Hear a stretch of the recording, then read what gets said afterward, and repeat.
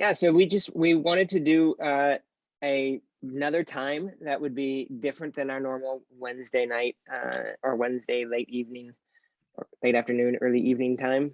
I guess it goes over 3 hours, so it's like the whole late afternoon all the way through evening, basically up till night. And this Monday, because we had the Monday tops and tails hour already set up, we thought this would be a good alternative time so hopefully some of you who find it difficult to join on Wednesday are able to join today. And if also this is just something that we're hoping to do roughly fortnightly for the rest of the semester. It gets a little weird because of spring break coming up in 2 weeks. So it's actually 3 weeks from now and then 2 weeks after that and things like that. But the idea is just to add another chance to touch base, and you don't have to be in a different time zone or a different continent to join the Monday morning sessions. You're welcome to join wherever you are and for however long you can. So for these sessions, you are welcome to drop in and drop out as you need to. So if you can show up only for 15 minutes, go ahead. And if you want to show up for 15 minutes, you've got a burning question, raise your hand and make sure that we hear it. If you need to go at a certain point, you can go. If in future Monday morning sessions, you can't come right away at the top of the hour, but you want to come later, please feel free to do so. These are entirely open and we want them to be as accessible to you as you would like. Let's see. Weston, do you think you could send Rick an email just to make sure he's got the Zoom link? I know he was having a little bit of a difficulty setting up his workstation this morning, so I know he's on his way, but I'm just hoping that he's not in the wrong Zoom link. Let's see. Let me just put my screen on gallery and see who we've got here.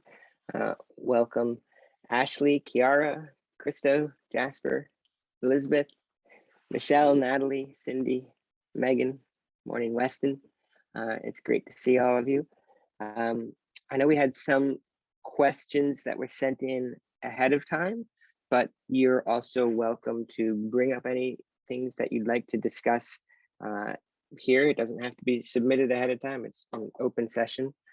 And then the other thing is just to say, since it's a smaller group of us, I'll go ahead and just ask, we are recording this. Does anyone mind us recording it or posting it in the Canvas spaces?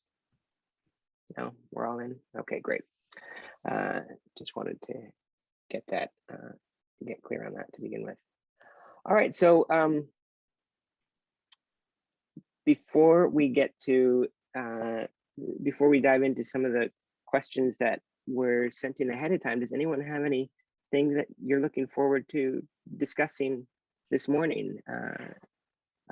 Elizabeth was already saying that she just appreciated having a chance to talk about the book more. I think Cindy was saying something similar. What are you guys up for this morning? Ashley says in the chat she would love to hear what other topics are considering what other people are considering for their paper topics. That's great. Maybe we could start with that in a second. Anything else that people are hoping to do this morning? Yeah, Jasper. I kind of have just like a general, I could talk about general idea for my paper, but one thing that's kind of fascinated me in reading this last chapter, that I think it's the first time that, and I just was curious, what other context, maybe what other things you've read about, or how you've considered this, Jake, since you have thought so much about, the implications of religion through history, I'm assuming. It's just fascinating to me. It's the first time I guess I'm really considering that living in an archaic kingdom is such a different experience of self and society, where it seems so obvious to me today that, well, that's so ridiculous that one man would be the centerpiece of the whole cosmos and society. But just kind of reading about the Hawaiian elite and their separation from society, and the way the king was essentially a mythical figure, except for the few times he might be seen in certain ceremonies and stuff like that. The first time kind of with Bellah like stepping into these worlds and understanding like this is a different mind that we're looking at in so many ways, and yet it is the same human mind with all the latent capacities that will evolve in the next, increasingly, it seems increasingly rapidly.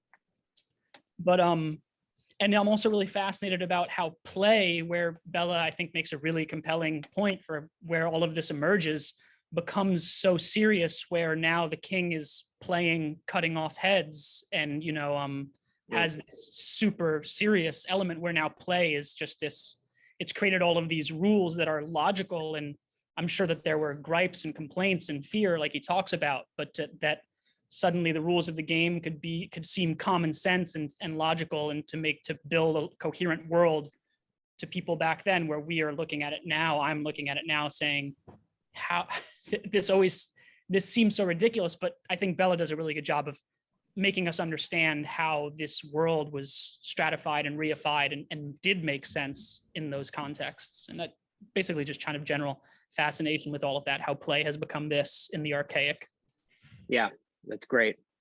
I love it. I was typing your question down and adding it to my list of questions that I've got. There's a lot in there, Jasper, but all of it seeming to center on the enormous effort it takes to imagine ourselves into a situation where the seeming givens of archaic society feel not only powerful but natural, right? It seems like to have what must it, how does that change both how we think about the nature of the human mind, the nature of the human experience, and also maybe how we think about the construction of the social orders that we live in too today. That's great. Anyone else have, let's see, Elizabeth says she has a follow-up question about imaginaries, her potential paper topic. Great, excellent. Elizabeth, anyone else? Yes, okay, I see hands, good. Real hands, look at that. Natalie first and then Michelle. Sometimes I can't find the digital hand fast enough. Yeah. I don't know if there's an official question in here, but I just want to throw it into the discussion in general as we weave throughout about my just the complexity of I just really appreciating Bellah, because every time I find that reading him, I have to keep a certain flexibility of mind, because every time I think he's going to land solidly on something, he will again then argue with it, which I really enjoy.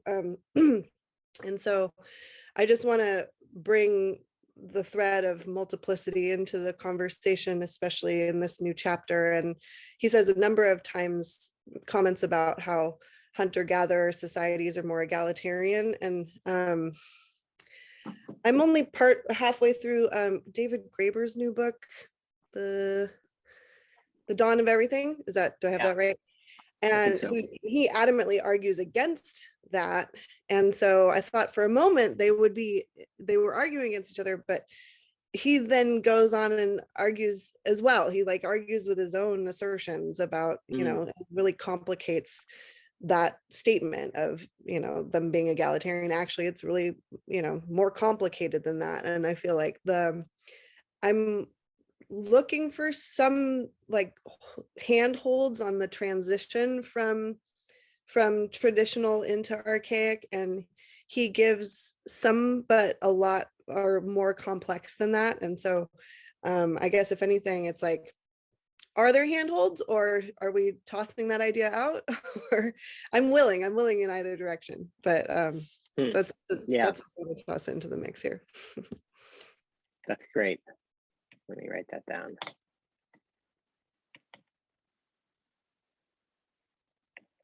And by handholds, you mean, are there bullet points of this? Yeah.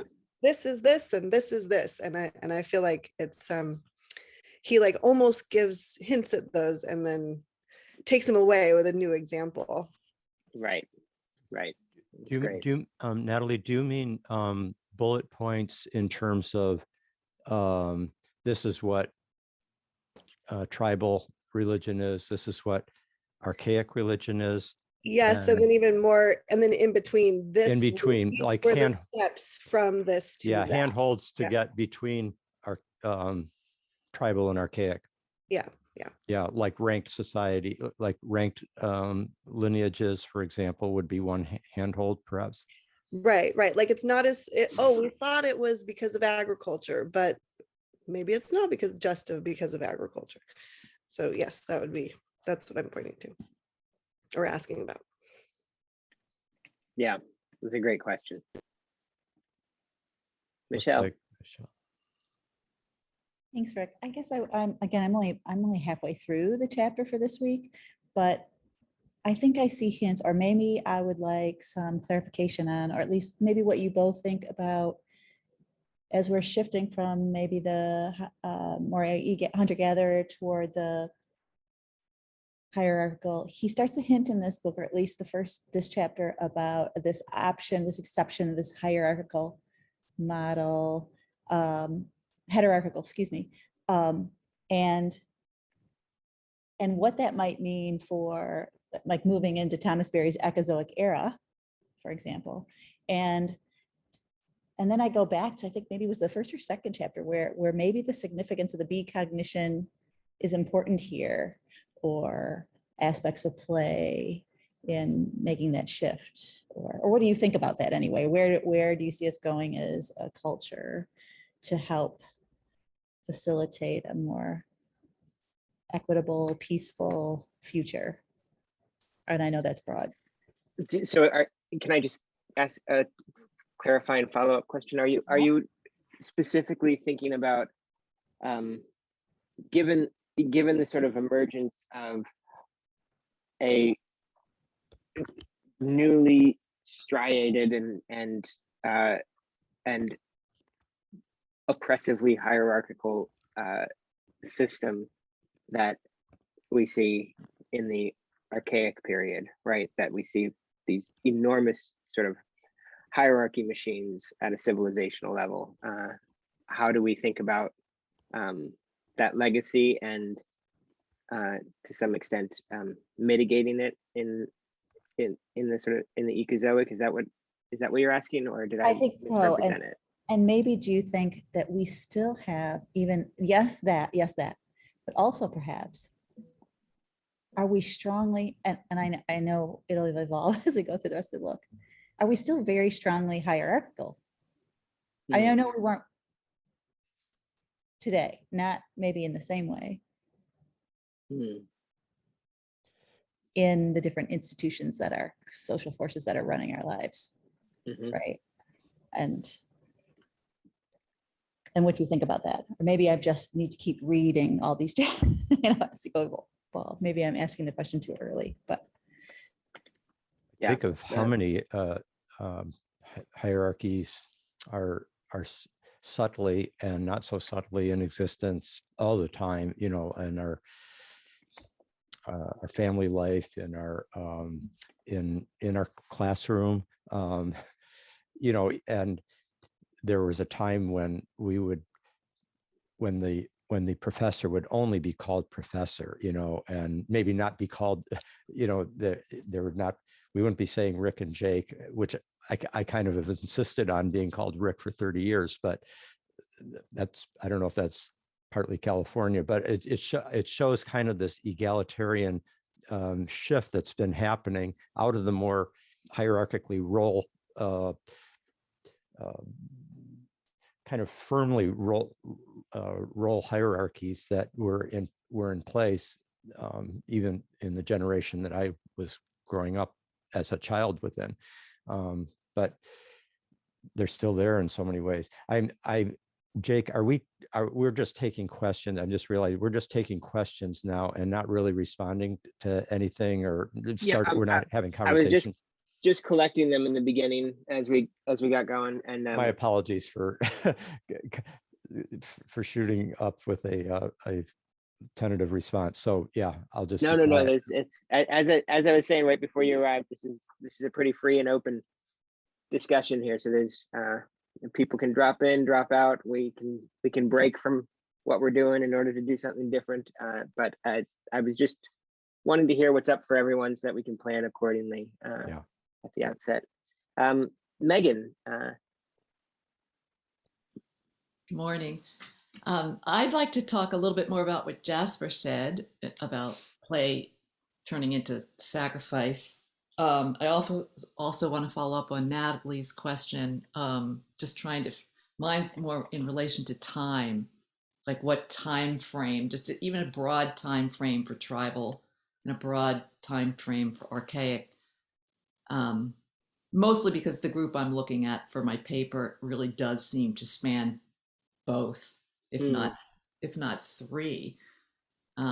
So, and then when reading Bellah, I get a little mixed up with, like with Hawaii, it just seems so close to our time that he's talking about, yet he's talking about the archaic. And I do understand, you know, that different parts of the world have different things going on in different groups of people. But so anyway, those are a few things I'd like to go over. That sounds great. So I've got the play turning into sacrifice and broad time frames for the various groups under consideration and their modes of organization. Does that sound right? Great. And Rick, just so you know, for your sake, we have that shared document that Weston sent us the link to, which had some of the advanced questions on it, and I've typed all these up in there, so you can have, if you want access to it, you can just click on that link that Weston sent us Okay. ahead of time, and you can see what I've typed up here. Okay. All right, so so we also have a question that was sent to us ahead of time from you, Cindy. You wrote, you cited Bellah from page 228. If we are truly to understand ancient Egyptian religion or any religion, it will be part of our task to remember what we have forgotten, but which in some sense we already know. Bellah suggests that we use remembering to study religion, and his statement implies that all history is within us. To which you pose two questions. What are practical ways to remember our history that we already know, as Bellah puts it? And what are practical ways to decrease the barrier between us and nature, or remember our connection with the cosmos that we already know from the primal approach?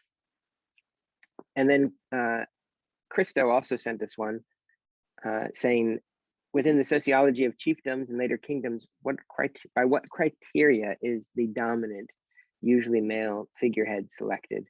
Could it be superior intelligence, physical strength, charisma, handsomeness, religiosity, or could it be something baser like willingness to use violence in pursuit of ascendancy? So how do these figures get selected? These are all great questions, and lots of them are, I think, beyond sort of any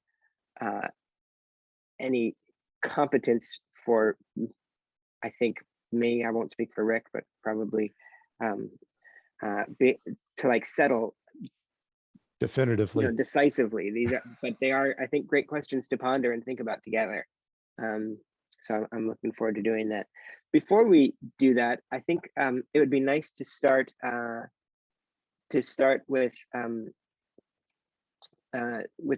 what Ashley suggested. If anyone is willing to share what they are thinking about doing for their papers, and you don't mind having that, sharing that with each other.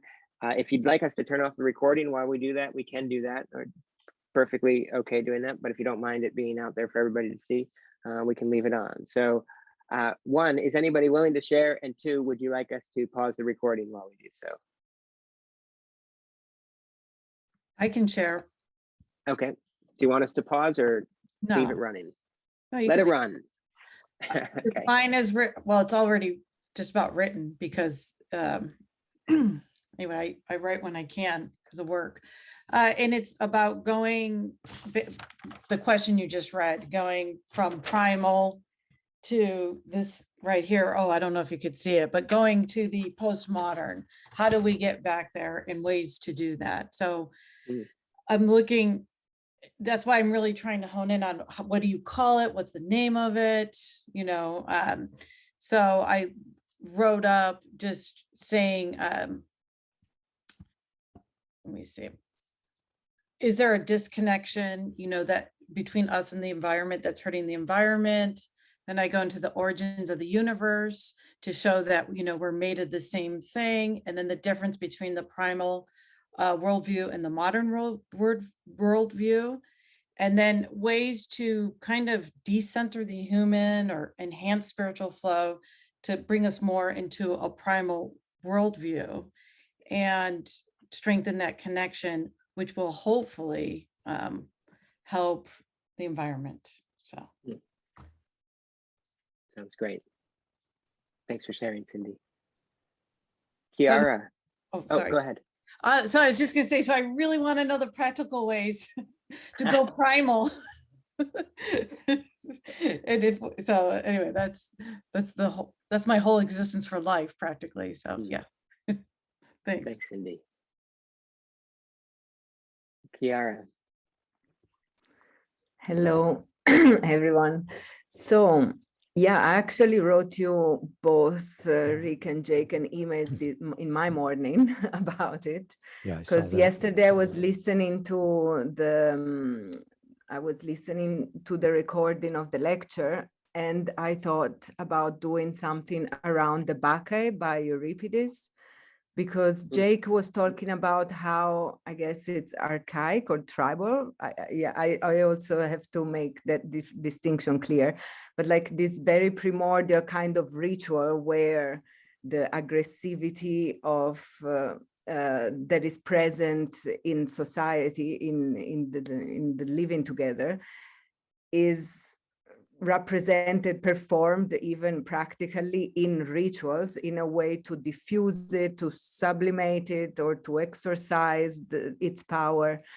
And I was seeing the Bacchae as a possibility to see how that kind of aggressivity is first transferred in a ritual, and then the ritual is transferred into a theater play, a tragedy. Mm-hmm.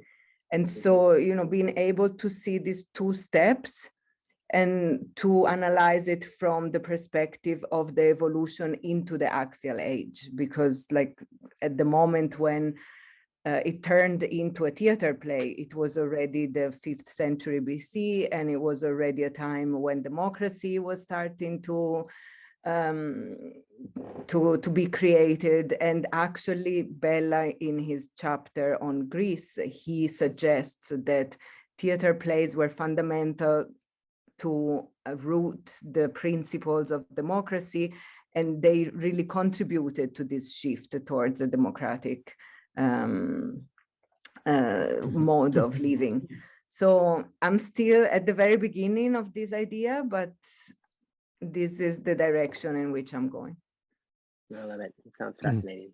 Yeah, I thought it was a great idea when I read your email, Kiara, and including the idea that tragedy itself has a tragedy. The Greek tragedies, starting with Aeschylus and Sophocles, really have an element of the axial that's different than the archaic in their probing of the myths and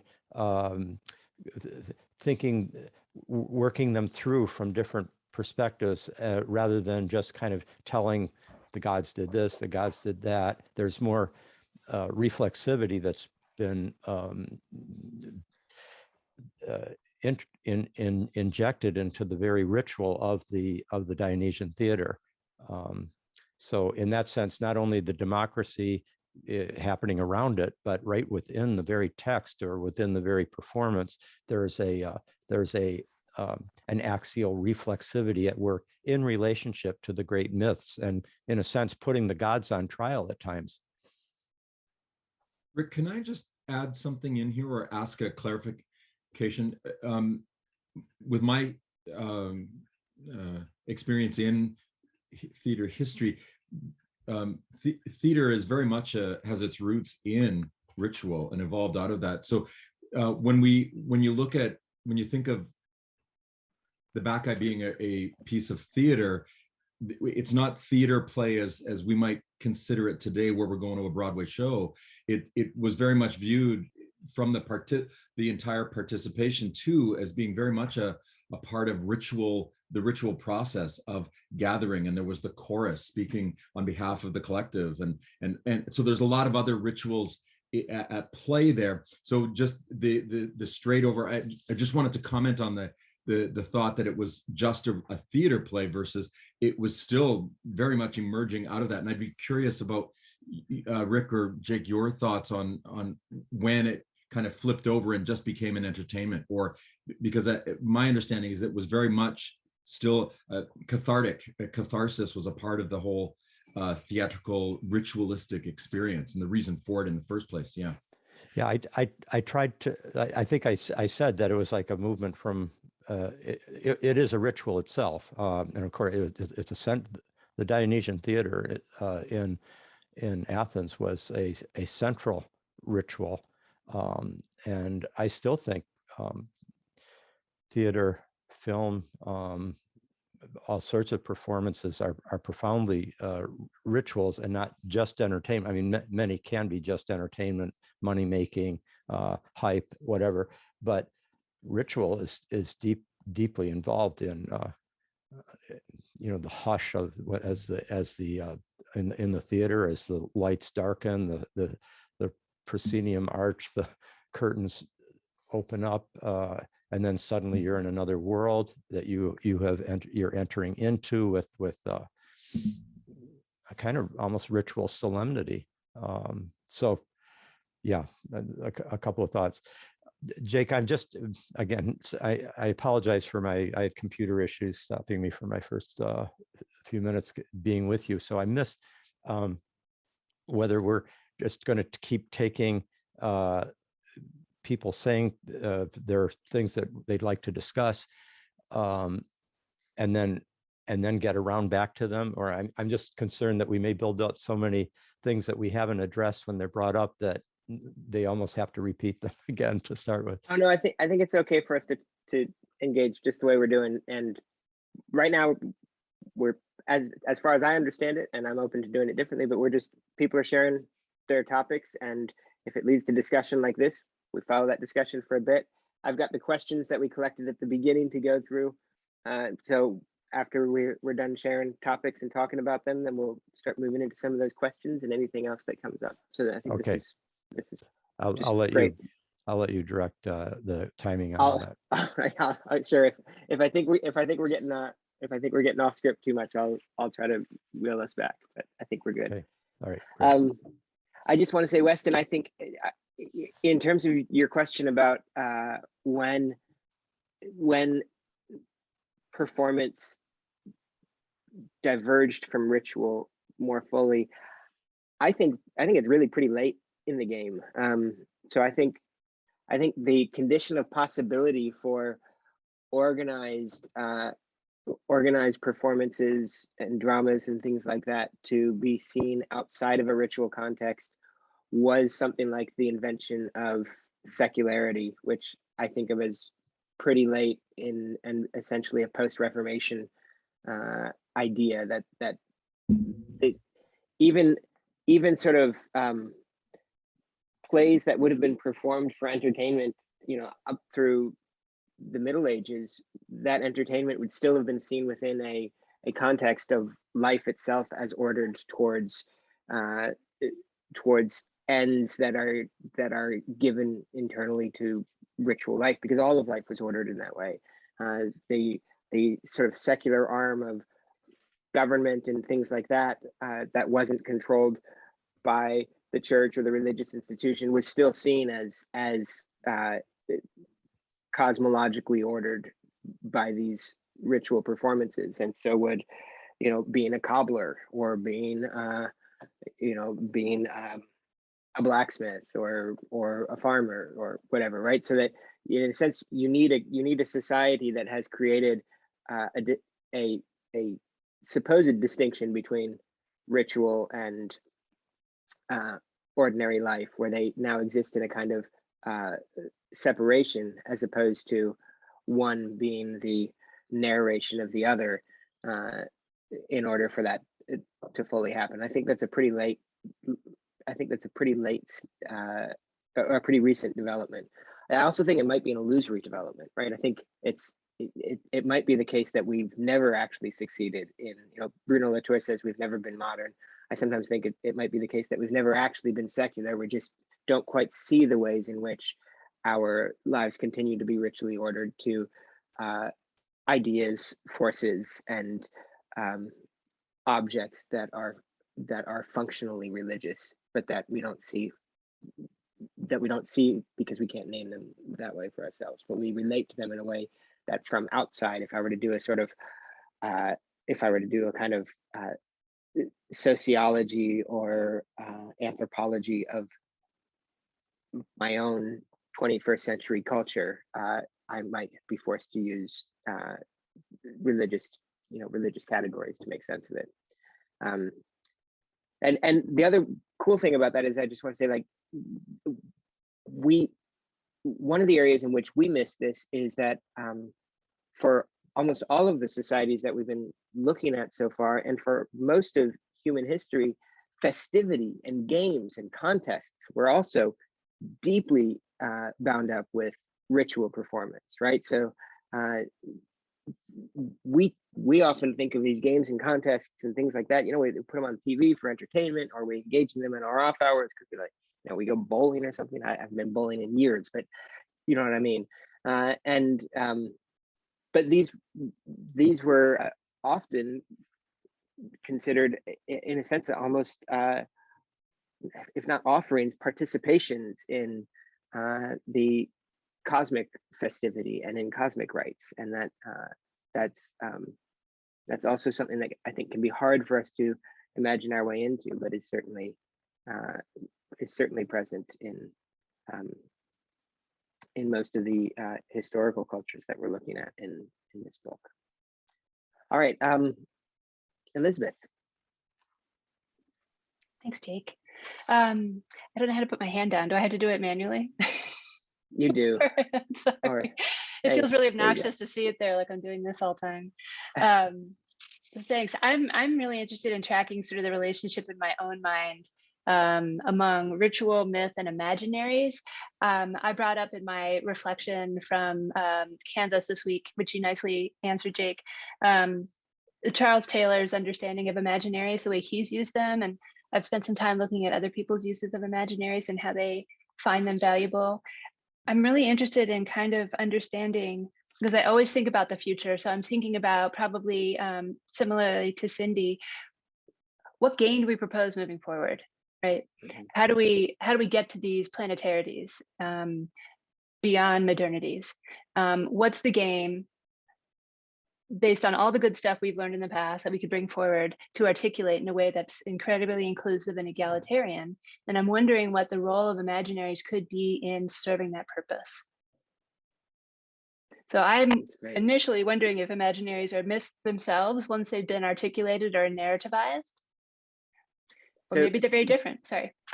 Can you say, just for people here, or for people watching this later, what, since we haven't read Charles Taylor's work in this class yet, what you mean by imaginaries, because you're using it in Charles Taylor's sense of sort of social imaginaries, right?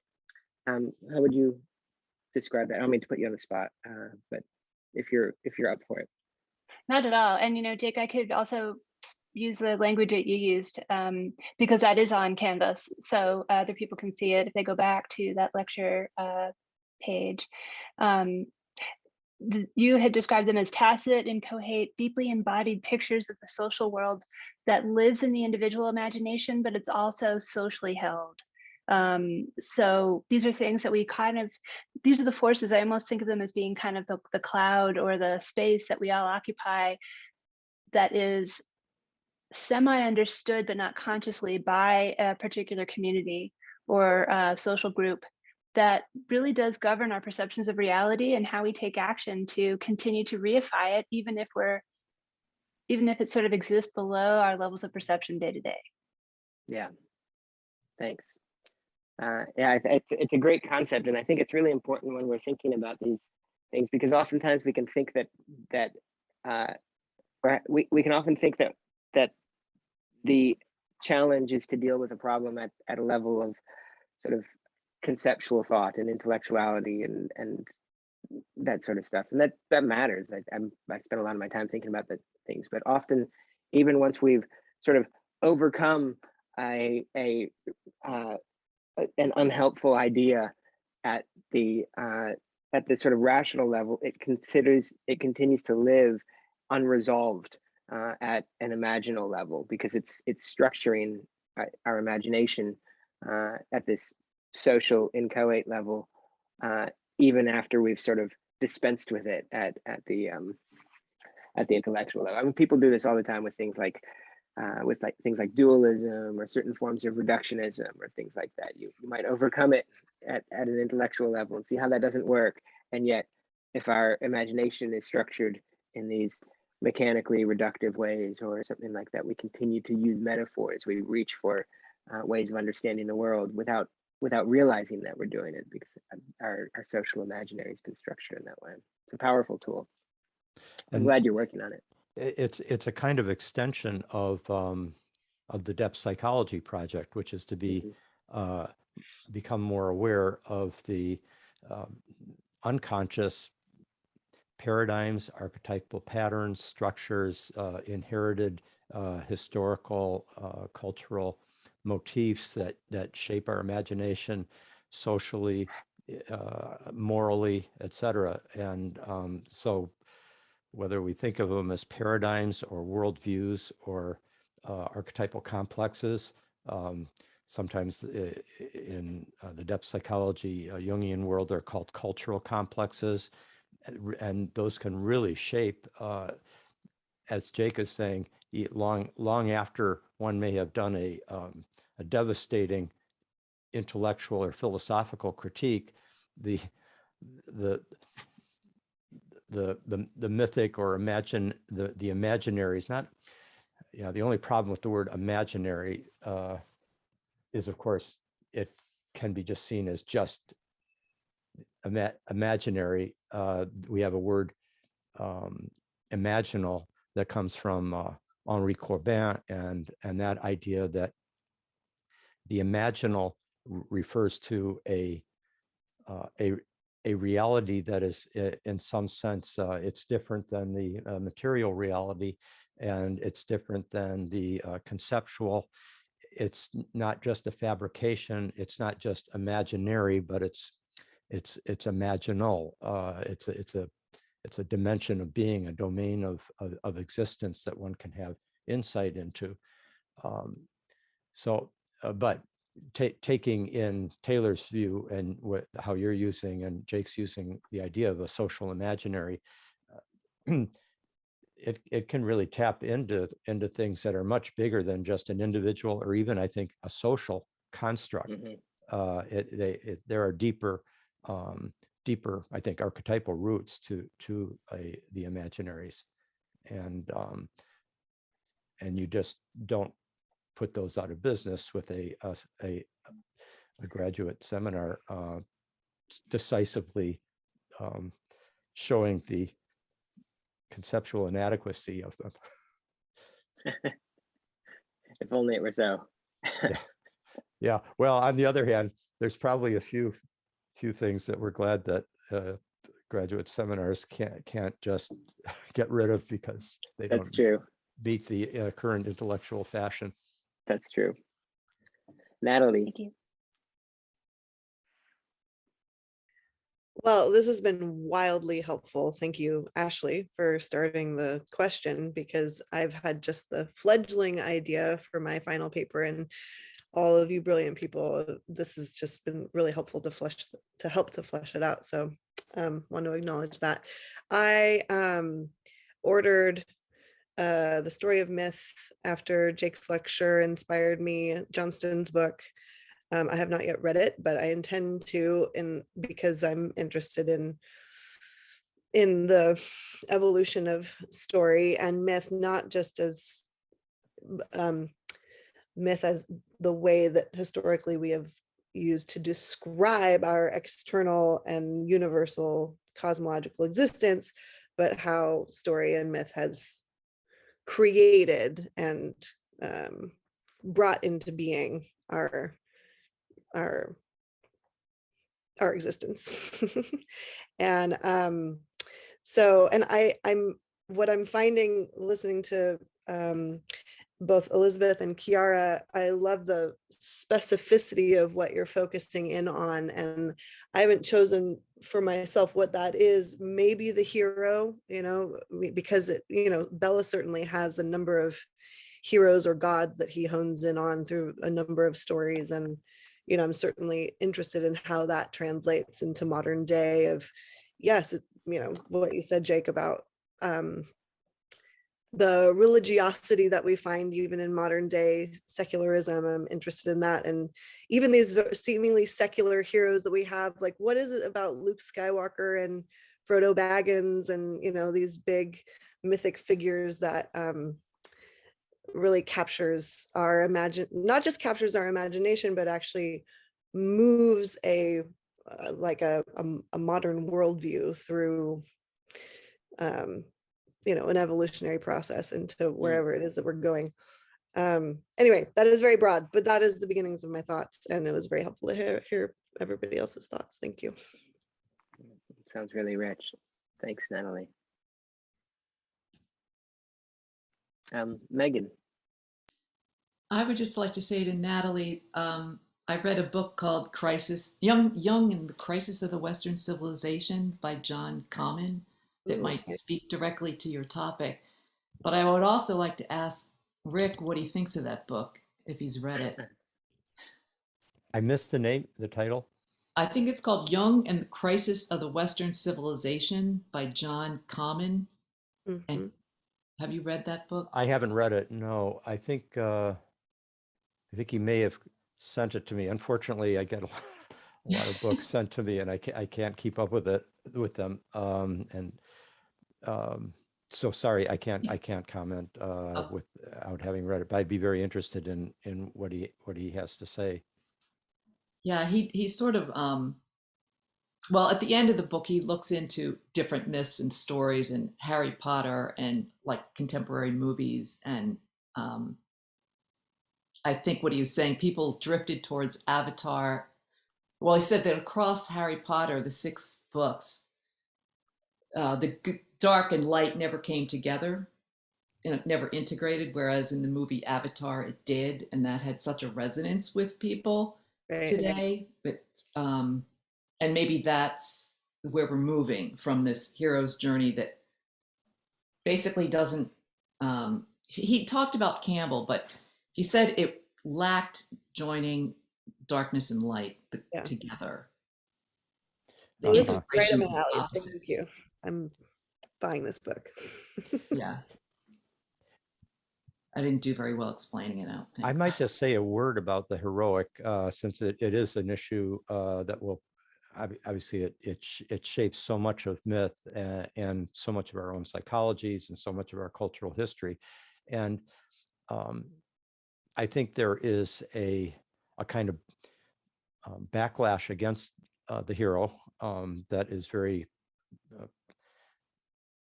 well taken, well grounded, well founded, because of the first of all, patriarchy being infused into many of the expressions of the hero.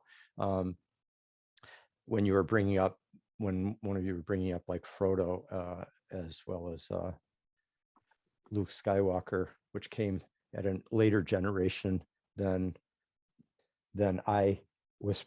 I was too old, I think, to find Star Wars as a compelling mythos, but I know that for many it has been, and it might be partly a generational thing, or maybe it's just personal. But I think we have a sense what a true hero is. A true heroism is. There's an element of self-overcoming, and it also involves a facing of mortality, and perhaps even going through a kind of dying in order to give birth to something, a larger good, on behalf of the whole, rather than just the conquest of the by the individual hero. And some integration of the shadow and of the light and dark, as you were saying, is essential to that more profound heroic descent and transformation. And I think part of the problematic quality of the hero and many of the in that so many of us in the postmodern era are calling attention to has to, I think we're talking about a less mature form of the hero, one that is kind of still at the stage of egoic self-definition, overcoming the enemy as completely an other, and I think the true hero has to go through some deeper dive than that, and a larger integration than that. And the true hero has an initiate quality, I believe, or the deep hero. Okay, I just wanted to set that in as a possible frame of reference when we talk about the hero. So because there's John Wayne, but there's other kinds of heroism. Simone Weil's another, a different kind of hero. Great example. Jasper. Thanks. Yeah, I was just going to maybe mention the trying to trail of thought that I'm following for the paper that I think I'm going to write here that I would love to dissect in just a one-on-one with one of you at some point too. But I'm curious if either one of you or anyone in the class, I read Zen and the Art of Motorcycle Maintenance a long time ago when I was like 19. And it was, it's like considered one of the most popular philosophy books of all time. And when I was 19, it was so fascinating and cool. And I never really realized that he had written a sequel until my friend was talking about that book when I was in a Whitehead course last semester. And then I reread Zen and then read the sequel called Lila, where the author, Robert Bellah, really kind of sophisticates and advances his metaphysics and ontology, which really resonated with me. It resonated with a lot of what I was learning in Whitehead.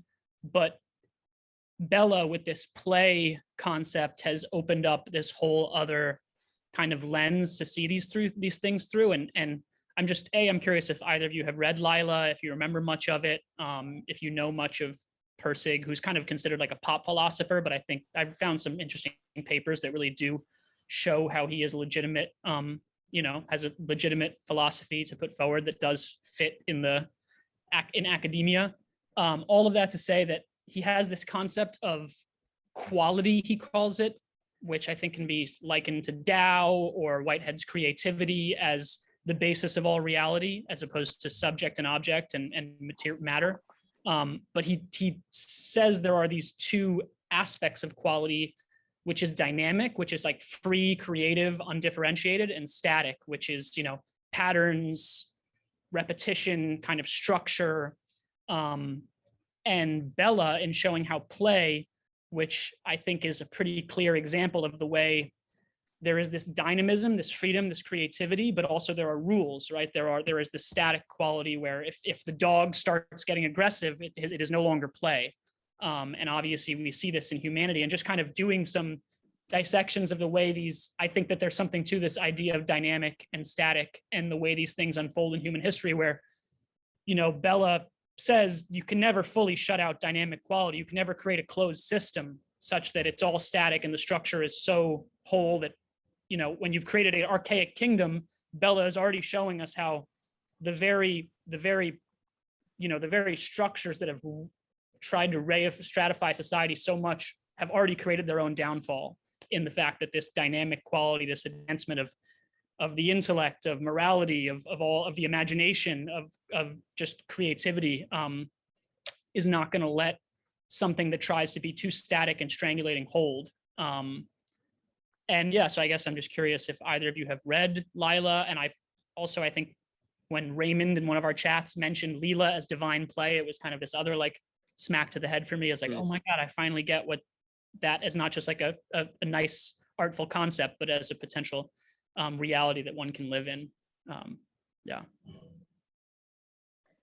I haven't read the sequel, and it's been 20 years since I read Zen and the Art of Motorcycle Maintenance, so I don't have it very fresh in my memory either. But I think that the play aspect of it is, I mean, it's clearly present in his title, and the things you're drawing out sound fascinating. So I'd be very interested in reading that paper. I like your bringing our attention to the necessary polarity that's built into all play between and all culture, between novelty, dynamism, as you were calling it, and novelty, creativity, spontaneous improvisation, and so forth, versus or in relationship to, in a constant interplay, a dialectical interplay with order, structure, pattern, rules that if you if you break in certain ways, you either end the game, or there's a penalty within the structure of the game, etc. Yeah, I think that those two essential archetypal principles, order and novelty, or many other ways of describing it, the status quo and the new, the change, is essential. Relating back to what you were saying when I first came in about play somehow leading to very serious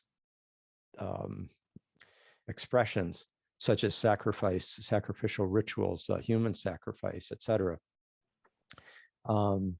That's the mysterious thing about play. I mean, going back to the theater, we go to the theater, and we all know at some level while we're watching the play, or when we first come in to watch the play, that we're watching people pretend to be this person or that person going through a perhaps seeming even to die on stage, et cetera, but we know they're not really dying. It's just they're going to get up right afterwards and go home and enjoy the late evening or whatever, and yet we weep at the theater, and we watch a film and can feel exalted or deeply troubled by it during it. We enter into it as if it's real. And what's also very mysterious is that you can play at doing something as a way of getting into it in reality. Like people have talked to me about being able to, like they kind of pretend that they play at having a communication with a tree, and then they imagine, I'm going to talk to the tree as if the tree can hear me and could respond, and then it enters into a real dialogue that feels very authentic, and it feels like the tree is not just a construct of my temporary imaginal playfulness, but in fact has become, or imaginary playfulness, but instead has taken that almost invitation through the play to come into and with a greater ontological actuality. And that's, I suspect something like that is at work in that large arc of transformation that you were referring to at the beginning, between pure play as we would usually think about it, and the profoundly serious rituals of a sacrifice in archaic religion.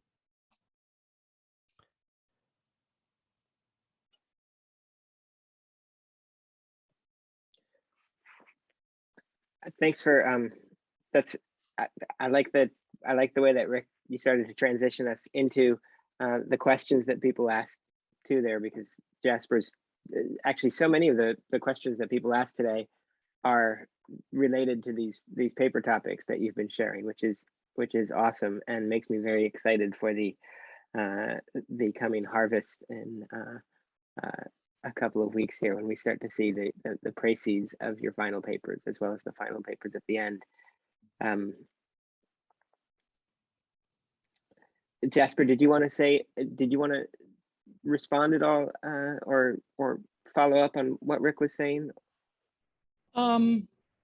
No, but I think, yeah, that really gets at the crux of, I mean, I always fear with my paper ideas that I'm going to end up trying to write a 1,000-page document, describing all the paradoxical ways that these things unfold, because, you can never fully separate them, and you can just, pick any any aspect of reality and kind of dissect it endlessly. Because I could go on about all the ways I see these things, unfolding in this book, and then the way that the way I'm, observing the world and my dog and myself, and et cetera, and so on. So thank you for expanding. And I just wanted to say, Rick, it did make me think of a time you said creating that kind of imaginal, I was in a ritual spiritual ceremony with Iboga, and I, just decided to kind of try speaking to this tree on a time when we were off on our own, and I was just observing, touching it and hugging it and just feeling it and seeing all the insects moving up and down it. And I kind of had this moment where I said to the tree, like, but they're all eating each other. Like, why? And the tree just like very clearly, responded instantly, another voice saying, no, they're feeding each other. And I was like, oh, thank you. And just a very funny moment where I created the possibility for my, whether it was the tree making me realize this, or who knows really where that begins and ends. But I love doing that. Thank you for sharing that. It always astonishes me when out of the 1,000 possible examples that I or whoever's talking or teaching in a class give, it happens to be something that hasn't been spoken about by any of the students, but was right on that, was in their mind. I think it's an example of the collective psyche that we're participating in, even in this little gathering of, the 14 of us, that things don't have to be said for them to be shared with us. And that you could call it a synchronicity, but I think it's actually a kind of shared telepathy in a sense. Not to make too big a thing about it, but it is striking that you had that very experience. To me, it's striking. Yeah. The just one bibliographical note. I mentioned in one of my lectures Tanya Lerman's work. I think, I'm not sure if I did. Yeah. But Lerman's sort of entire approach to thinking about religious experience as an anthropologist is based on thinking about the way that these sort of playing with things is how we make our experience of divinities real. There are ways that you can criticize what she's doing, and you can think, in one sense, I think what she's looking at might be too much from the standpoint of our own particular forms of differentiated consciousness that we experience in 21st century North Atlantic countries by and large. But it's a very cool exploration of how you can sort of play at something until it becomes real. The stock phrases like "fake it till you make it" and things like that are I think they're too much of a dismissal. But there is a truth to the observation that some ontologies, some realities, maybe some beings, some forms of experience only disclose themselves when we approach them as if they were present and available to us, and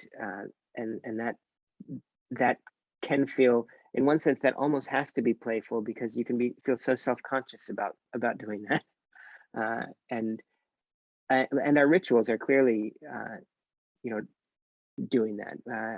Both our institutionalized rituals and our personal rituals, we're oftentimes setting up a play space in order to be able to perceive more deeply than we would have otherwise. Which I think is maybe also why it can turn so horribly serious too, is that that play space can become, because that play space isn't just imaginary in the negative sense, but potentially participates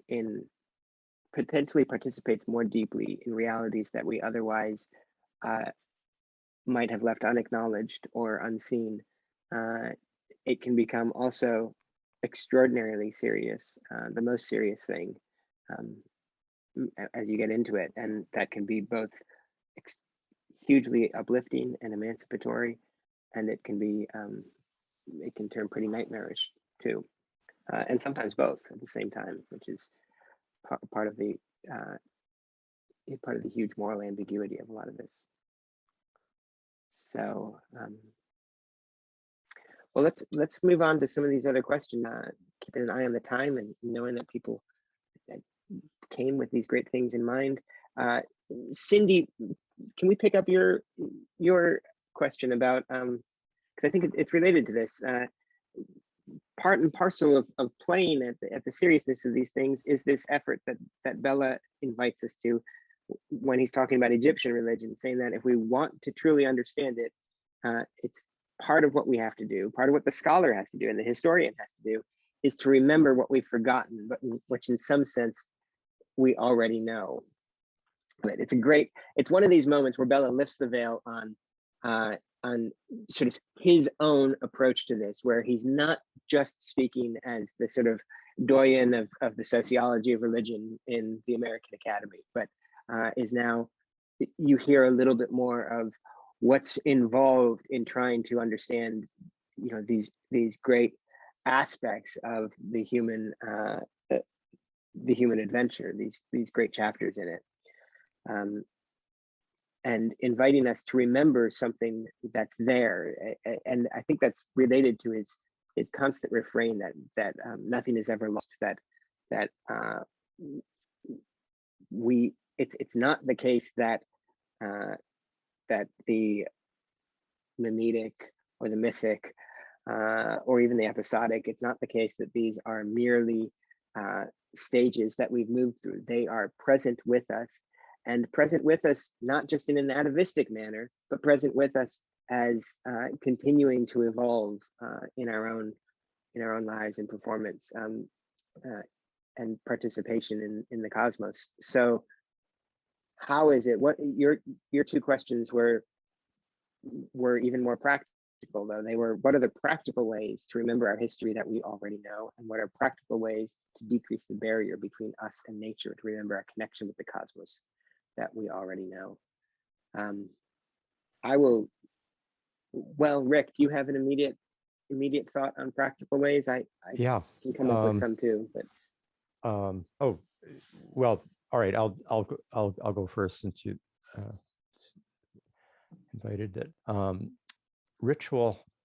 Certain rituals are great for remembering in that way, and I guess just speaking from personal experience, the most powerful ways I know for both remembering the history that is in me and in us, but is not, that we have forgotten.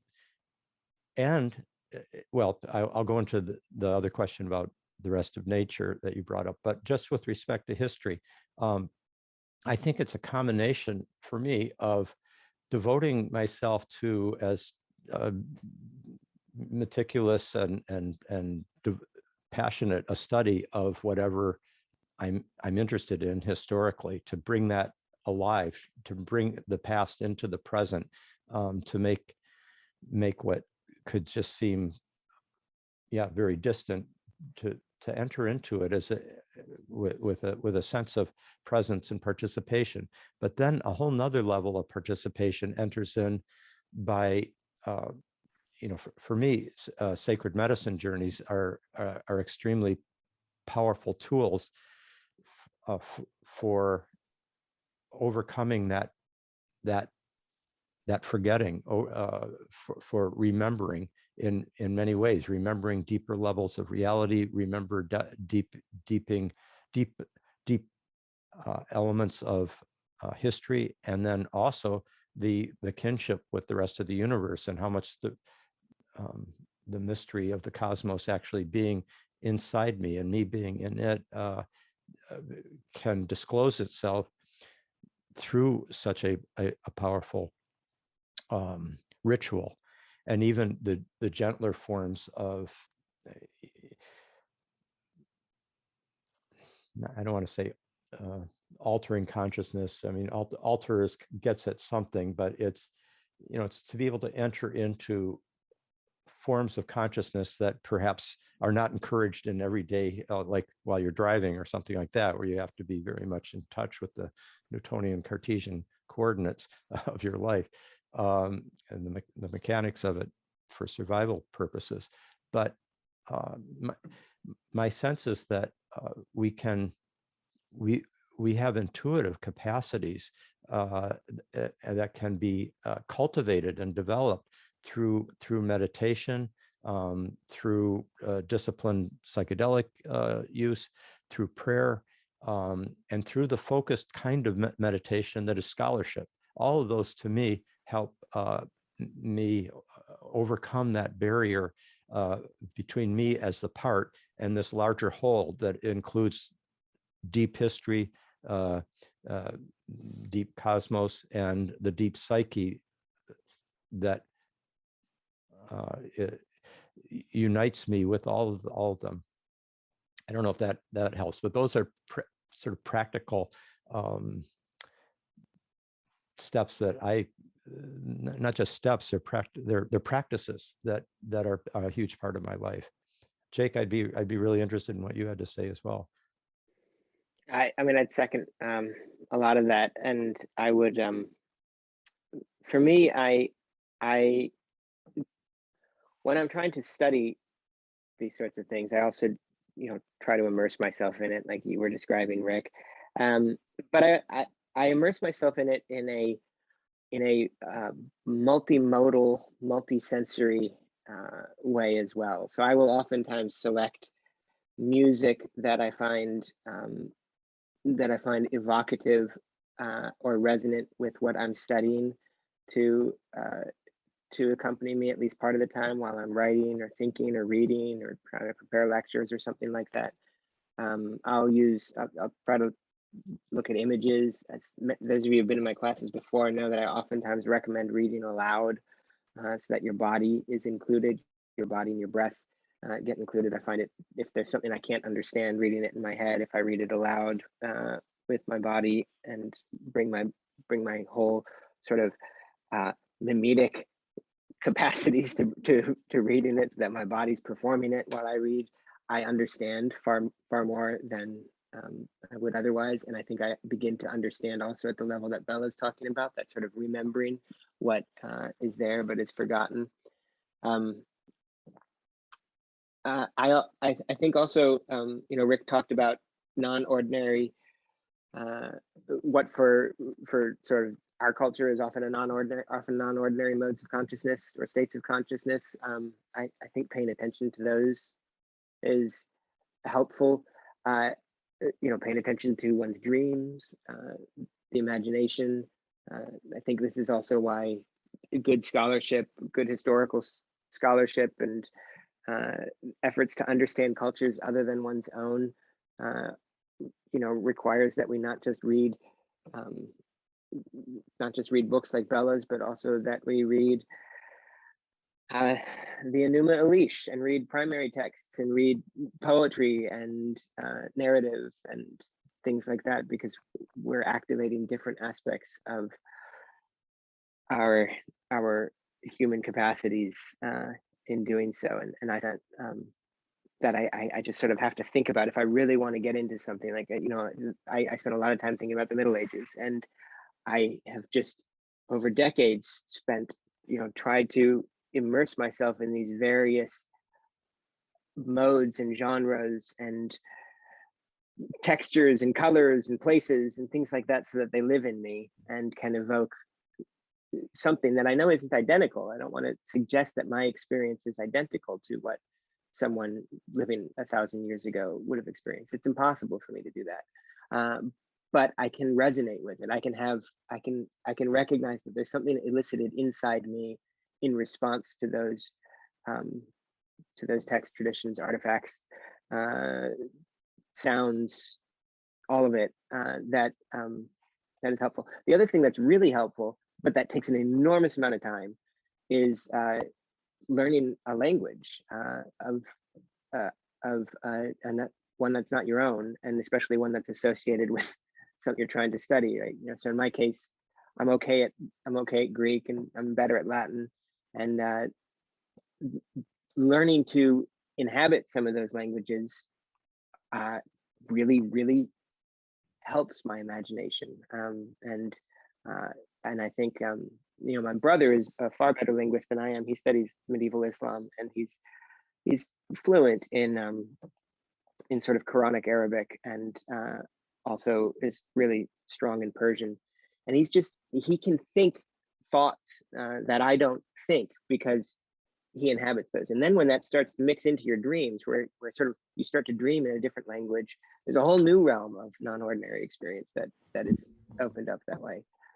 So I think there are lots of ways for us, as it were, to sort of hack our ordinary experience, to disrupt it, so that the hegemonic states of consciousness that are being broadcast on you, that you're sort of being channeled into by both our architecture, our online environments, our bureaucracies, all of it, you know, it's all sort of channeling you into a certain narrow band of experience, and finding the ways to parkour your way out of that imaginatively and intellectually is I think part of the task.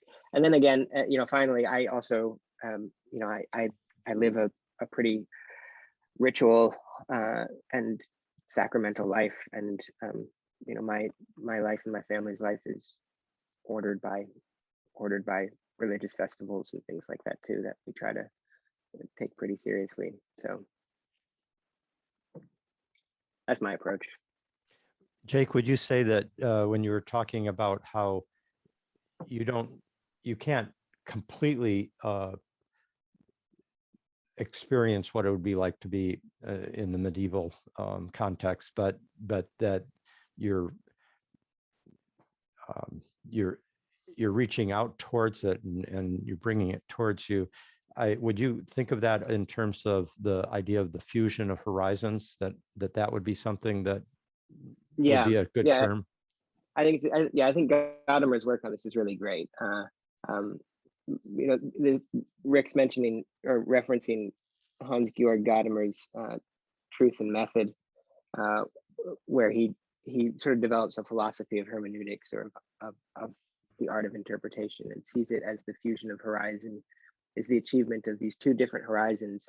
And a horizon there is phenomenological, right? The horizon is the bounds of the possible within your world, and the fusion of these horizons is the meeting of sort of two different worlds that are different. But what you can do is you can achieve, I can't identify completely with it, right? I can't know what it's like to be Dante or Julian of Norwich, because I'm not them. I can't know what it's like to be you, but I can know what it's like for us to meet. And I think of it also in a sort of Goethean sense, that, you know, when Goethe talks about trying to understand, say, the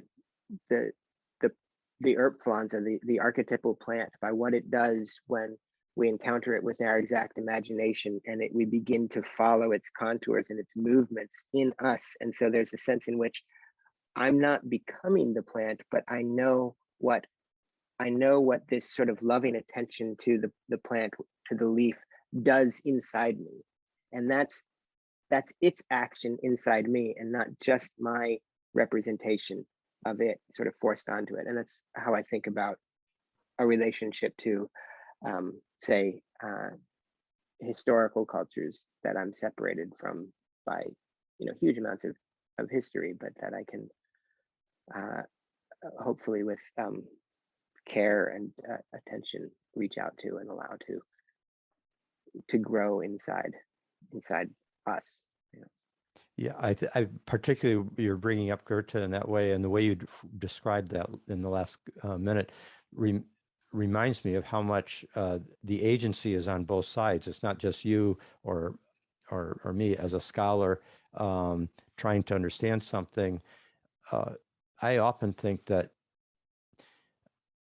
what we are seeking to understand sometimes for the deep understandings to happen, those have to reach into us and reveal themselves. There's a kind of agency on their part. I mentioned the other day the example of how a person in an extraordinary state of consciousness can become a tree. I know of this one very powerful case where a woman who had been getting strange symptoms that she couldn't understand and even thought she was going crazy at times, when she did a holotropic breath work and found herself within a few minutes just like rooted to the ground, and she couldn't move, and she was almost panicking. And then she, with Stan Grof's encouragement, she surrendered to it and allowed herself to, in a sense, be taken over by a kind of tree consciousness and going into the full stance of being a tree within her as a human body, but experiencing it phenomenologically as a tree. And it was really a sense that the tree wanted to emerge in and through her consciousness to transform it in a certain way. So sometimes when we think all the agencies just on our part, that's another egoic illusion in a sense, that we're being participated in left and right at the same time as we're participating. And I think our ancestors speak or make themselves known in us, through us, and past history. I wouldn't be surprised that Jake has, whether it's karmic or some other cultural being, is informing, coming in. They find in Jake a worthy and devoted vessel of that reality and those cultural impulses to be continuing to flower in our own time. I mean, it's one way of looking at it, which I think probably isn't that far off. I think the great thing about the verb participate in English is that it can be simultaneously transitive and intransitive, and we don't have that many words that do that. But I think it's helpful in that sense, in that it almost replicates what in ancient Greek was the middle voice that eventually was lost in ancient Greek, and that we don't have. But something that's neither passive nor active, or both at the same time. It's so that it's both my activity, but the activity of something else in me, and that requires an active receptivity at the same time. And that's anyway, that's pretty abstract, but I think it nicely narrates what I was trying to get at, I think. Yeah, it's an active receptivity, and it's also a devotion in a sense. There's a kind of reverence for what one is teaching or studying, and a devotedness that is responded to, as in any relationship. Yeah, that's great. Thanks, Rick. Thanks for the question, Cindy. It was Yes, fun to think about. Yeah, thank you. It was wonderful to listen to you too. I was just mind blowing, and you make me feel like I'm not crazy. And I think a lot of it, what you just said too, is a respect. When you have a respect, that opens up that participate, like you can learn back and forth. And well, I have a lot to say. And anyway, that was very special. And as many of you know, I'm a wildlife bio, so I spend all my time in the woods, and I talk to the birds and I talk to the trees, and I don't tell the biologists that, but I'll tell you guys that. And I just had a dream about a bird. I was a bird, and I was how to get water from a sunflower shell. And it was like, wow, this is okay. Need to get out of the field. So thank you. Thank you. That's great. I have a feeling a lot of scientists have a lot more experiences than they put into their papers that have a big effect on their insights. And yeah.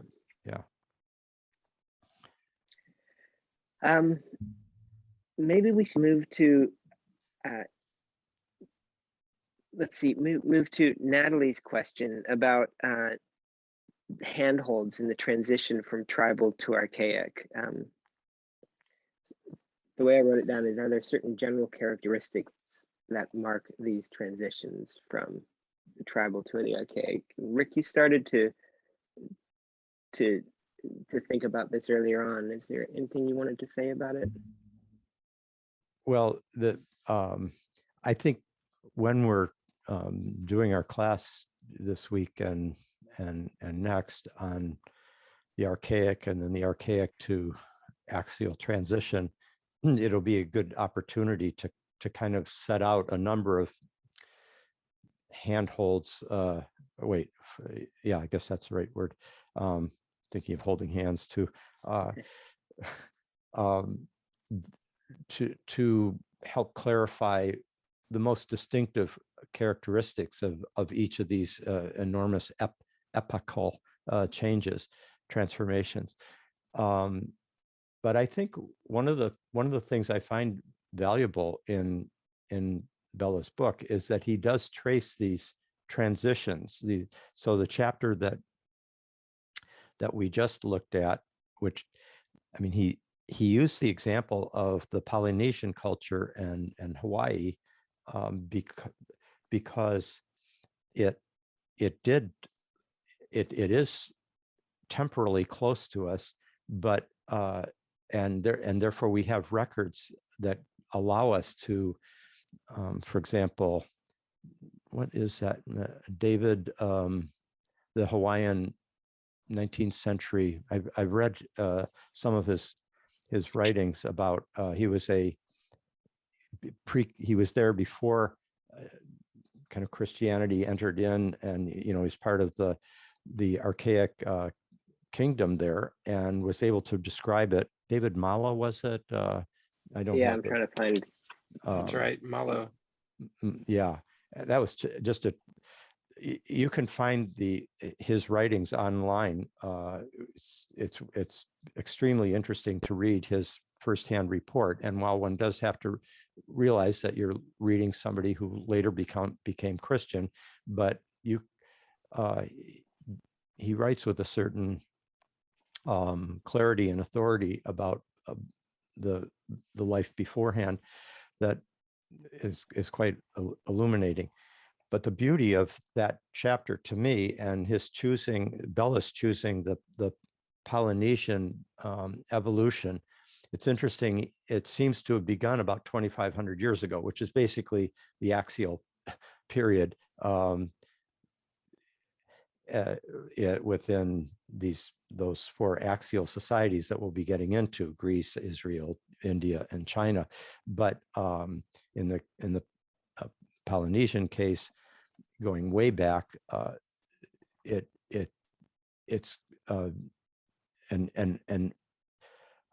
moving from the tribal into chiefdoms, into complex chiefdoms, into kingdoms, and the highly militarized archaic quasi state of Hawaii just in coming into the 19th century. So I think there are a lot of handholds in that particular chapter that I found helpful. And in terms of, someone else brought up the question about, well, what about the fact that that was so recent? You know, it doesn't seem like archaic. But I think one of the things that Bellah is trying to show here is that these are not just temporally bounded cultural modalities. They're also geographically located, and the temporal structure of their unfolding and chronology can be different in different civilizations, different cultures. And because the Hawaiian case and the Polynesian case was relatively isolated within that multi-island culture, evolving over those couple thousand years, it's just a great paradigm case to look at. Anyway, those are a couple of thoughts. Yeah, I think the only thing I'd add to that is I think the handholds or the general characteristics that Bellah highlights for this transition phase, they're all, I would say they're, none of them are by themselves sufficient, and I'm not even sure that any of them are. I'm not even sure which of them I would say are necessary in all cases. There's a certain sense of a coalescence of features that allows for the transition from tribal to archaic modes of social organization, and the concomitant difference in the way that the gods and ritual and things like that are experienced, performed, mythologized, etc. It seems like Bellah is trying to describe, and he's trying to be careful not to say, you know, this, you just do these, you put these ingredients together and you'll get this. It's more that there are a number, it's the transition itself is both underdetermined and overdetermined. It's overdetermined because when you see the emergence of something that's quasi-archaic, you can look at a lot of different elements. You can look at the accumulation of material goods, and that permits the growth of hierarchy and things like that. Or you can see the emergence of certain social relations that are susceptible of further hierarchicalization, etc. But like I think the way he's describing it is never deterministic. He's always open to the contingencies of history, and I think that's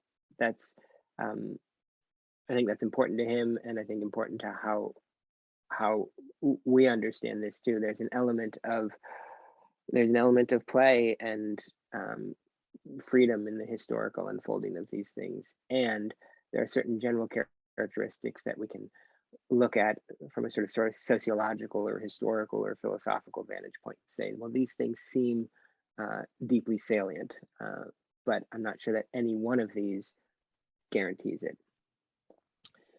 Yeah, I would just add to that not only are are the factors that are brought forward there not absolutely determinative or exhaustive, but they are factors to consider that help to make intelligible these transformations.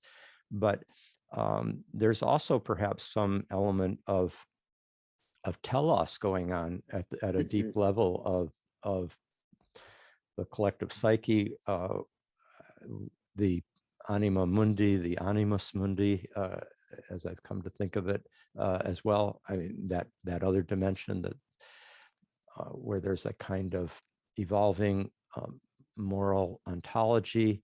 There's lures as well as factors pushing us from behind, or there's also perhaps factors luring us from the future, or from from our potentiality to an actuality that will not be understood until it's actualized. It's because it's a living process. It's a live birth, and we're still pregnant. So those are some other thoughts to keep in mind.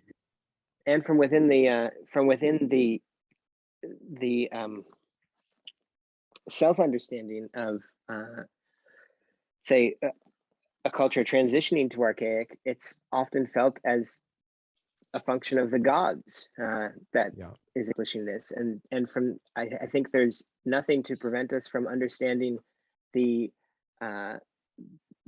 salient, non-determinative but important factors that we identify as handholds or general characteristics of this transition. You could also look at those as indications of what's going on at an archetypal or heavenly or completely invisible level, right? So that I think we always want to keep those various modes of explanation and understanding available to us, that we can sort of switch between them in order to have a fuller understanding of the historical circumstance, not just an understanding from outside, but also to the extent that we can risk it, to try to have some sense of phenomenologically what that would have been experienced as from inside. And that's Bellah's point about needing to call up these memories of the gods within us if we're to understand these moments. Christo asked, could the telos be a form of a morphogenetic field? And I think that's another way of that could be a good term for understanding certain qualities, certain features of such a telos, and the idea of the gods evolving or of the theistic dimension of reality evolving, and then that having an impact on the anthropic evolution of consciousness is, I think, a really viable one. Jung's answer to Job is a great example of that, of tracing what looks to be an evolution of God's consciousness and way of being, traced through the two, the Hebrew Bible and the New Testament. He gives that as he does a very kind of powerful analysis of that evolution taking place almost in some sense entirely on the mythic or archetypal level, and yet having an impact. In some sense, it's happening through the human and in the participatory engagement between the anthropic and the theistic dimensions. And certainly Rudolf Steiner has a lot of thoughts along that line as well.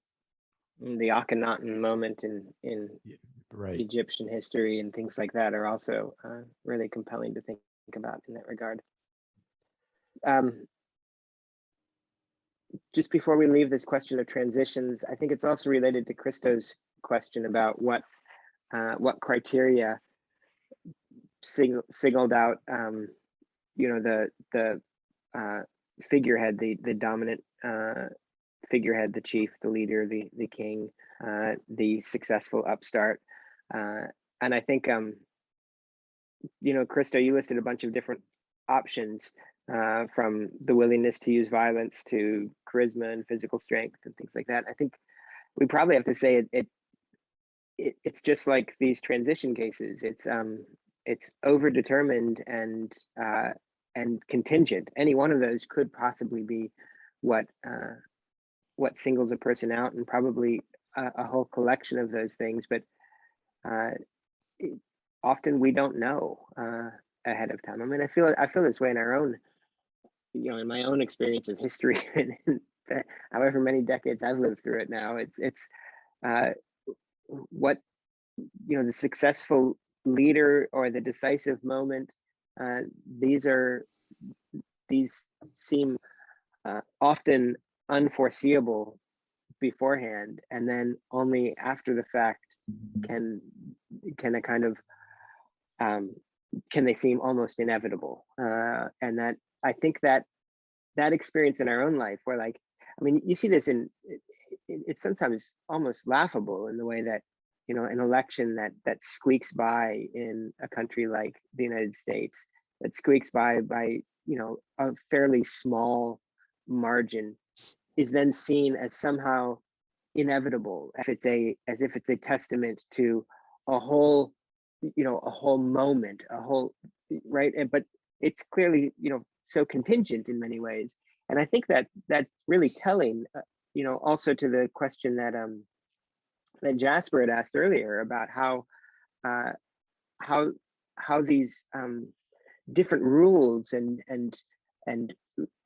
rituals and forms of behavior can seem so compelling when they look strange from outside of, you know, from outside of the, let's say, the ritual circle. Well, there's a sense in which we're deeply communal beings, and we there's something in us that does read both inevitability and order into events that shape our histories and our politics.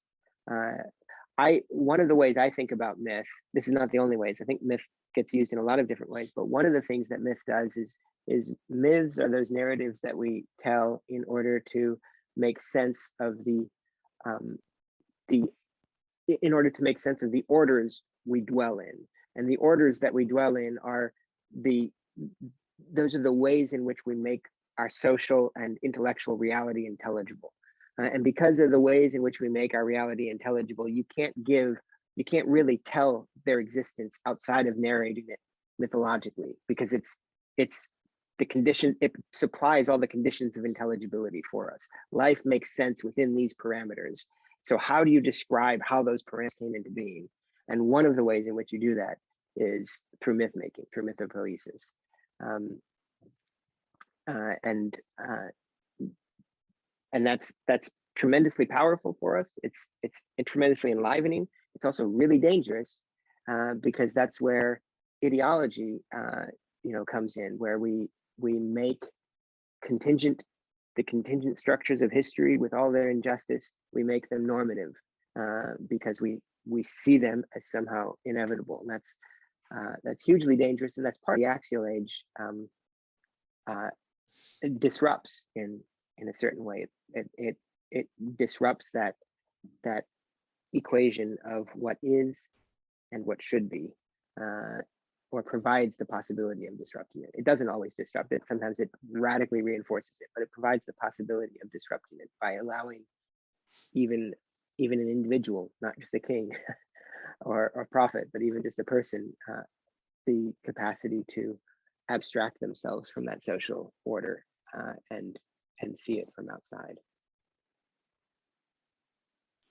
Yeah, sometimes the archaic, while it has this overall powerful disruptive quality of separating what should be from what is, it also, as you say, Jake, sometimes there, partly because of the mortgages to the past, to use Vogelin's term, there can be a reinforcement of a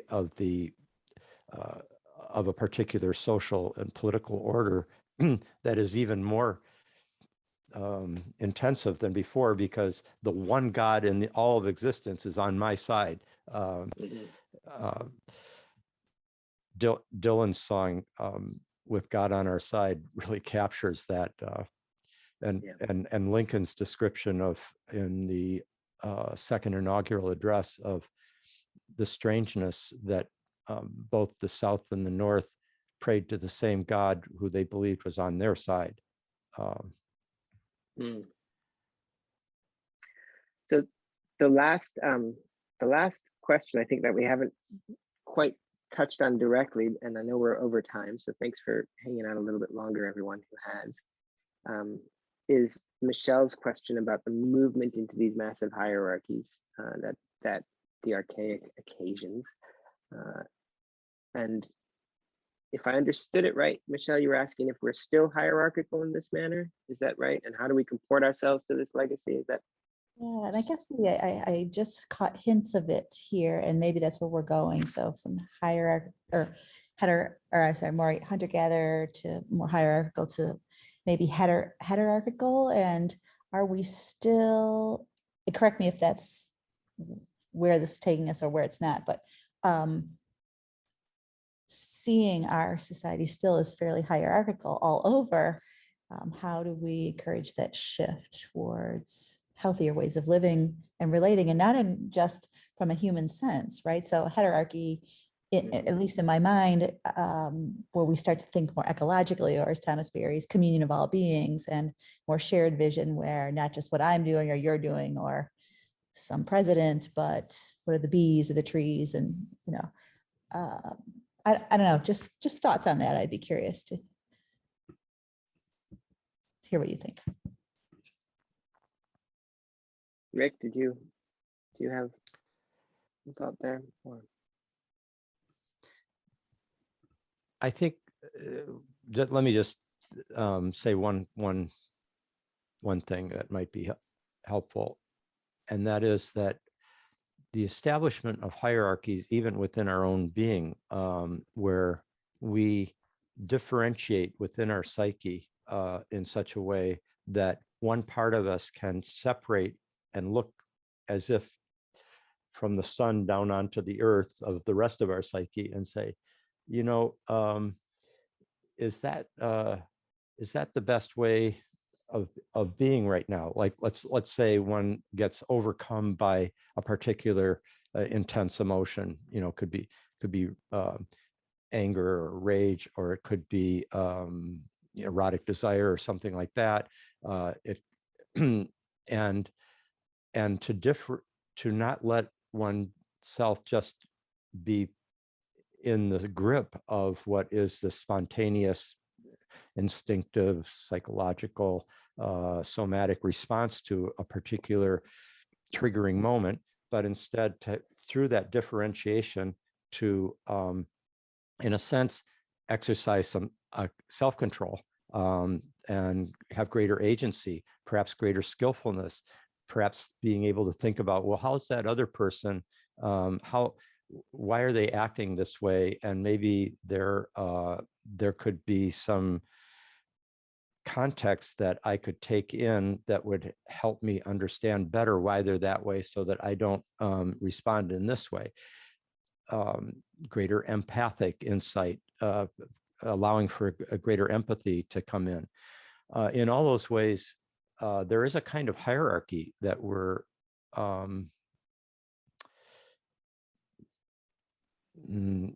living out of, where there's, I guess this could also be seen as a heterarchy, because if there is a kind of dialogue between the instinctive response between the body and the superego, the id and the superego in Freudian terms, et cetera, and not just make it a one-sided rigid hierarchy, but instead that there's a dialogue, but still for some element of self-control, self-determination that involves that differentiation that I think to a certain extent came into being through a long evolution of differentiation, hierarchy, and concentrated agency, centralization of agency. I think we don't want to throw out the entire, I think this evolution has an intelligent dimension, something that is valuable and is living in us and that we're dependent on. I'm groping to say what I'm trying to say, but hopefully some of what I said makes sense.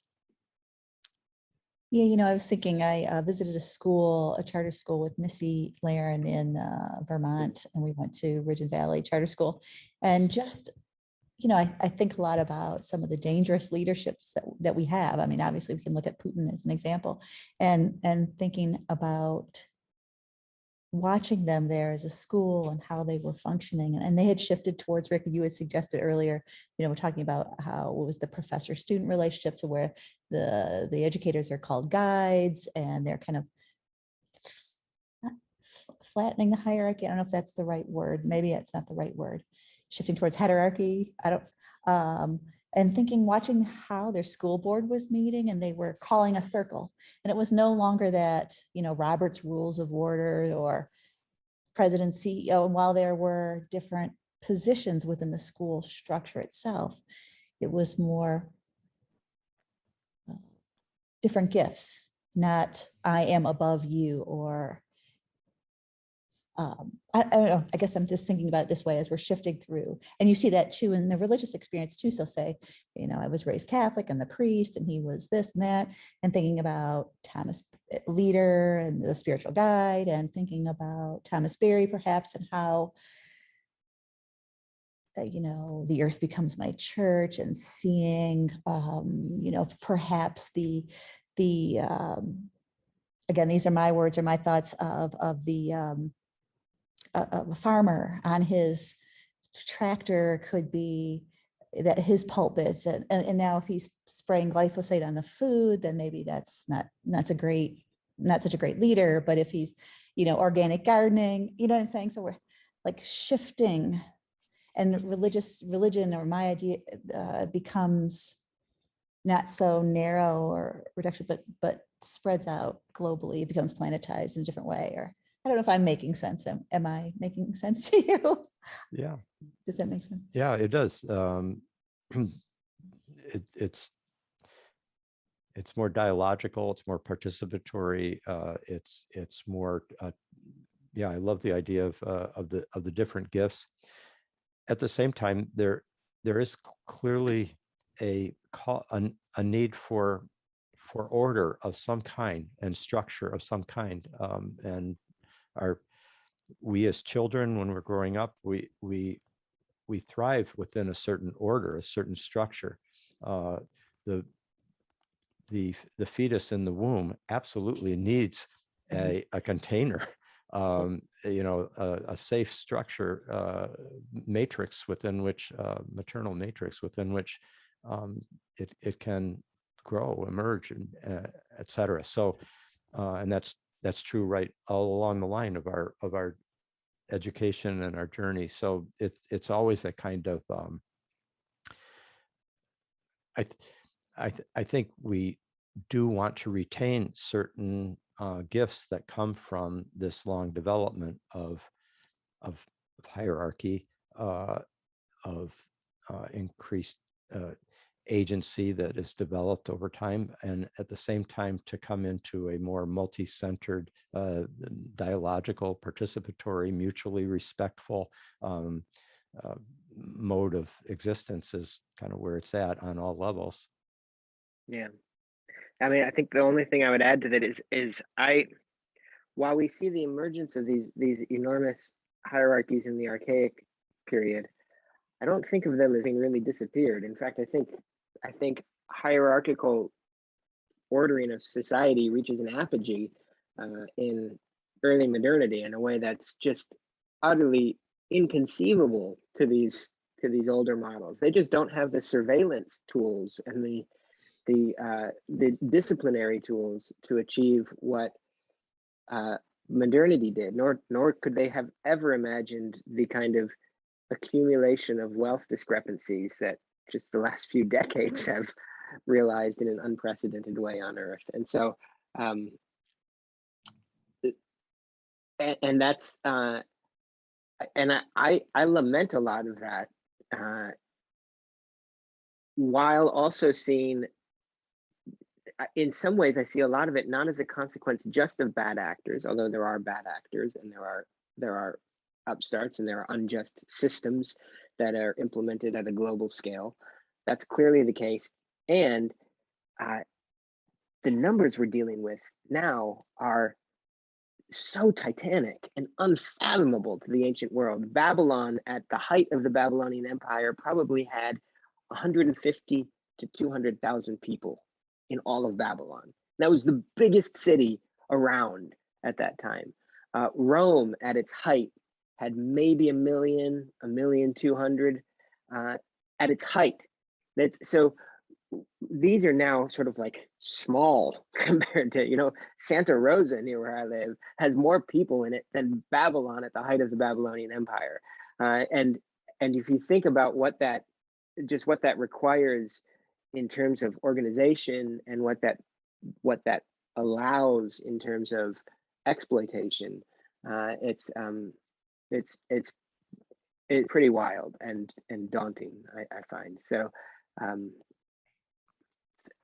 I think the movement towards the movement away from dominator hierarchies and towards what I think Riane Eisler called realization hierarchies, or actualization hierarchies, or something like that. That is towards organizational structures that still have that still nest and can work. And I think also the movement towards multi-central, polycentric modes of organization, as Rick was talking about, those are really important.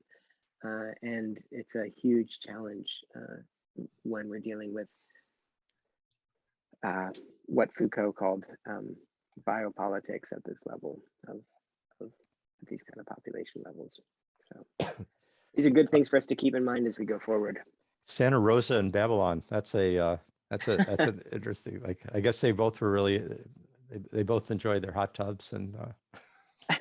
Nice valley. Yeah, I mean, I was just struck by that the other day when I was thinking about these, you know, these archaic civilizations, and thinking about how large they were, and realizing, oh my gosh, you know, we live in cities that would have been and towns that would have been among the biggest they would have seemed massive by any conceivable human time, in any conceivable human time period before our own. So I have to get going because I have another thing coming up here. It's been wonderful to spend this time chatting with all of you. I really appreciated hearing what you all are working on. Have just loved. I'm glad we had this extra opportunity. Thanks for setting this up, Weston. Yeah. Okay. See everybody in a couple days.